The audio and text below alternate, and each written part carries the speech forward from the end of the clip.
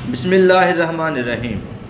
Ninth chemistry के हवाले से चैप्टर नंबर 7, लेक्चर नंबर है 24 और टॉपिक है हमारा prevention of corrosion. Dear students, last lecture में हमने करोजन के बारे में पढ़ा कि कोई भी मेटल, फॉर एग्जांपल अगर हम आयरन की बात कर लें, जो उसकी रस्टिंग जो होती है वो क्या है, तो वो उसकी जो सरफेस है वो क्रूड हो जाती है, यानी कि खा हो जाती है। तो इस से बचाव किस तरह किया जा सकता है, हम कैसे बचा सकते हैं मेटल्स को करोजन से। तो 4 मेथड जो फिज़िकल मेथड्स हैं वो यहाँ पे दिए हुए हैं, वो हम बात कर लेते हैं यहाँ पे। सबसे पहला जो उसने दिया है removal of stains. Last topic में हमने डिस्कस किया था कि जो कोई भी एक शीट है सपोज़, उसके ऊपर जो स्टेन्स होते हैं, डेंट्स होते हैं, वो सोर्स या वजह बनते हैं करोजन की। तो सबसे पहले हम क्या करेंगे कि इस वजह को ख़त्म करेंगे कि ये स्टेन्स वगैरह ये जो है ये सारे यहाँ से साफ़ कर देंगे, जिससे क्या होगा, इस तरह का माहौल ही नहीं मिलेगा करोजन का। दूसरा है पेंट्स वगैरह और ग्रीसिंग वगैरह। आमतौर पर देखा होगा घरों में गार्डर और टीयर्स वगैरह ये हम जब करते हैं तो क्या होता है, उनके पेंट कर दिया जाता है। तो इसीलिए या दरवाजे वगैरह जो होते हैं, डोर्स वगैरह आयरन के अगर हैं तो उसके ऊपर भी कलर कर दिया जाता है।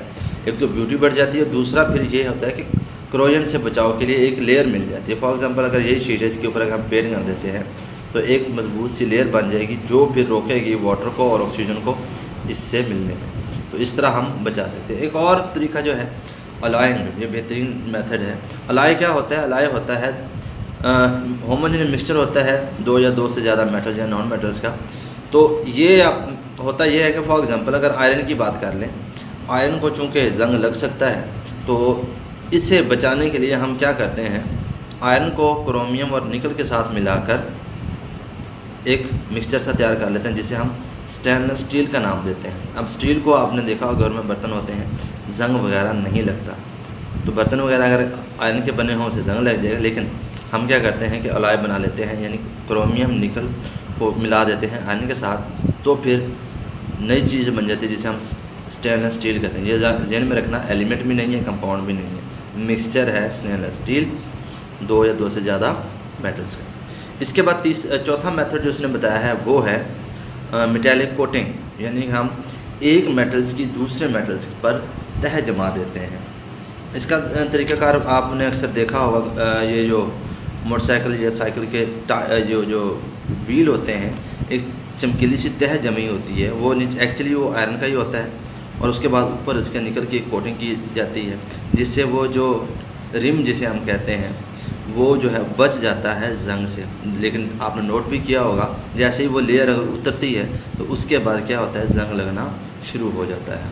तो एक मेटल्स की दूसरे मेटल पर हम तह जमा देते हैं, इस प्रोसेस को मेटालिक कोटिंग कहते हैं। तो इस तरह भी हम बचा सकते हैं मेटल्स को जंग लगने से या करोजन से।